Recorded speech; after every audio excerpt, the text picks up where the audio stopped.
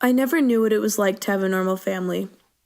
Because ever since I was young, I had a father who was never there for me. I have a wonderful mother who is always there to support me and comfort me. However, I can't say the same for my father. He was an alcoholic, and because of it, I paid a lot for the damage and pain it brought. I couldn't just be normal.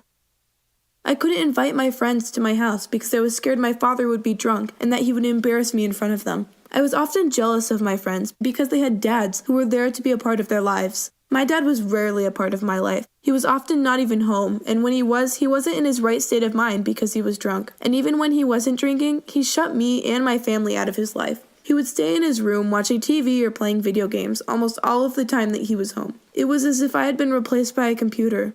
This gave me low self-esteem growing up because I felt unimportant.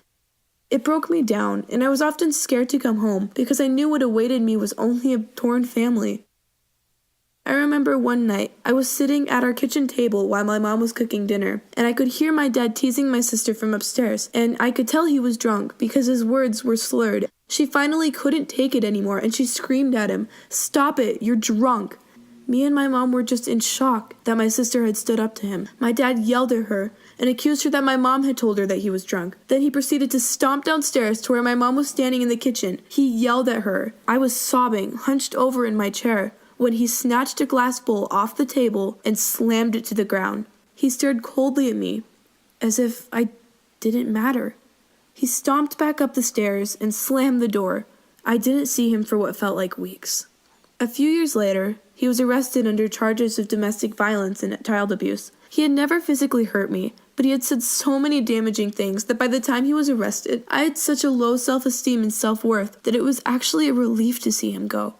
However, my father was released the next day, and he actually came back home after about a month of living with my grandpa. My dad started drinking again after returning, and I actually began to stand up to him. I told him, "This isn't okay, and I would really appreciate if you try to quit." But he didn't listen to me.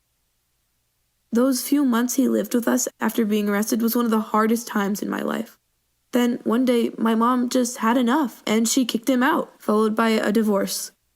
I have been slowly recovering, and after months, I realized that I am important, and I do matter, and no one should ever have to feel like they are unimportant because someone makes them feel like they are worthless. I'm scared because soon I have to face my dad again for court reasons, but I know in my heart that I am strong and that I will have the strength to stand up to him.